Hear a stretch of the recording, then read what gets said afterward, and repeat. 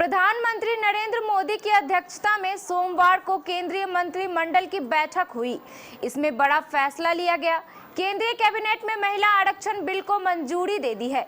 बीते कुछ दिनों से महिला आरक्षण सहित कई विधेयकों की चर्चा जोरों पर है। अब इस बिल को लोकसभा और राज्यसभा के पास कराया जाएगा। इसके बाद यह कानून बन जाएगा। लेकिन इस कानून से महिलाओं को कितना होगा फायदा और 27 साल क्यों लग गए इस बिल को पास होने में? पूरी जानकारी देखिए इस खास रिपोर्ट में। हाल ही में 5 दिवसीय संसद सत्र शुरू होने से पहले सरकार द्वारा बुलाई गई सर्वदलीय बैठक में कई राजनीतिक दलों ने सत्र के दौरान महिला आरक्षण विधेयक को पारित करने की जोरदार वकालत की और कल प्रधानमंत्री मोदी की अध्यक्षता में कैबिनेट की बैठक में महिला आरक्षण बिल को कैबिनेट से पास कर लिया गया। इसके बाद से इस सत्र में बिल को पास किया जा सकता है। दरअसल महिला आरक्षण बिल का मुद्दा कोई नया नहीं है, बल्कि ये मुद्दा दशकों पुराना है। इसे कई बार सदन में पेश किया जा चुका है, लेकिन ये बिल पारित आज तक नहीं हो पाया।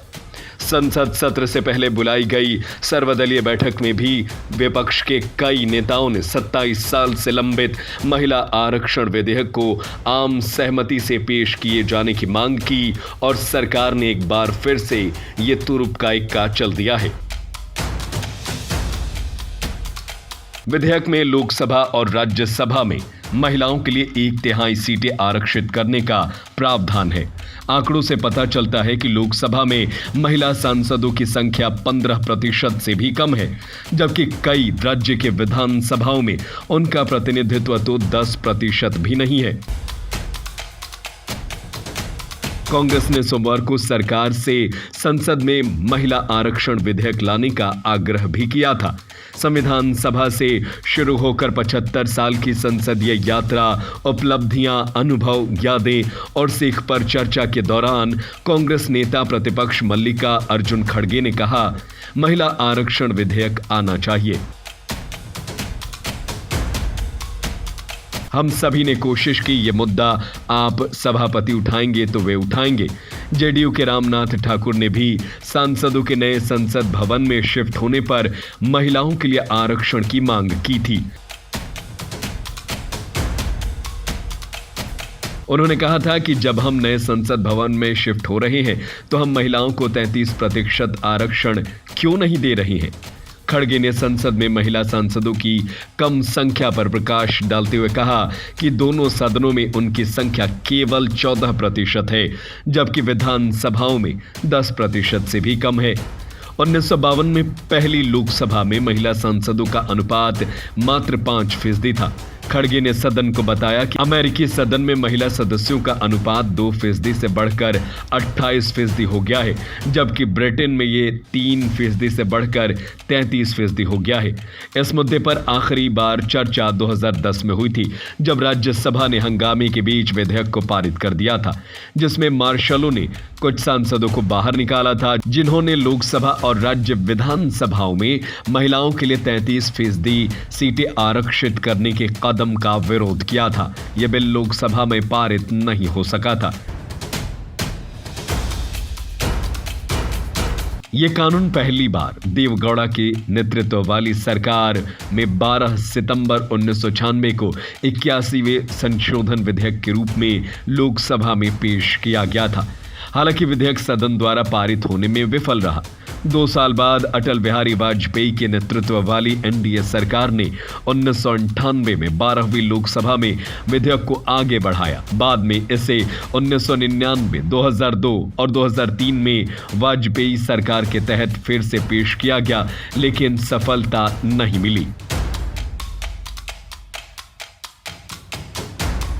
लगभग 5 साल बाद मनमोहन सिंह के नेतृत्व वाली यूपीए 1 सरकार के दौरान इस विधेयक ने फिर से कुछ जोर पकड़ा। इस बिल को 6 मई 2008 को राज्यसभा में पेश किया गया था। इसके बाद बिल को 9 मई को स्टैंडिंग कमेटी के पास भेजा गया। स्टैंडिंग कमेटी ने 17 दिसंबर 2009 को इस पर अपनी रिपोर्ट पेश की। मार्च 2010 को महिला आरक्षण बिल को राज्यसभा में पास कर दिया गया। हालांकि लोकसभा में पास न होने के कारण यह बिल आगे नहीं बढ़ पाया।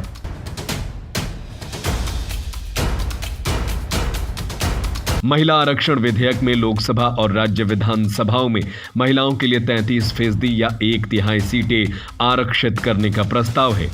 विधेयक में 33% कोटा के भीतर SC, ST और एंग्लो इंडियन के लिए उप आरक्षण का भी प्रस्ताव है।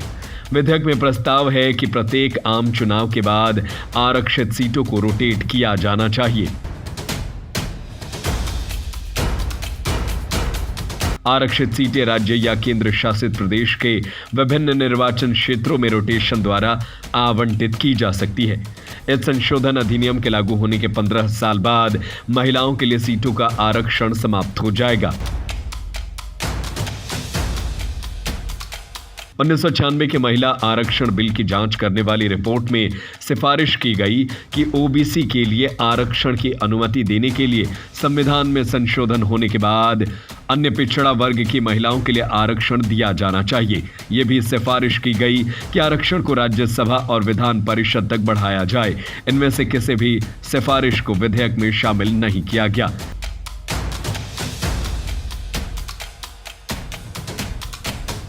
महिला आरक्षण पर लोगों की अलग अलग राय है। बिल के समर्थन में कहा जाता है कि इससे महिलाओं की स्थिति में सुधार आएगा। पंचायतों पर हाल के कुछ अध्ययनों ने महिला सशक्तिकरण और संसाधनों के आवंटन पर आरक्षण का पॉजिटिव इफेक्ट दिखाया है। इस बिल के विरोध में तर्क दिया जाता है कि इससे महिलाओं की असमान स्थिति कायम बनी रहेगी, क्योंकि उन्हें योग्यता के आधार पर प्रतिस्पर्धा करने वाला नहीं माना जाएगा। उनका यह भी तर्क है कि ये नीति चुनाव सुधार के बड़े मुद्दे जैसे राजनीति के अपराधीकरण और आंतरिक पार्टी लोकतंत्र से ध्यान भटकाती है। संसद में सीटों का आरक्षण मतदाताओं की पसंद को महिला उम्मीदवारों तक सीमित कर देता है। वैसे इस खबर पर और मोदी सरकार के इस फैसले पर आपकी क्या राय है? हमें अपनी राय कमेंट करके जरूर बताएं।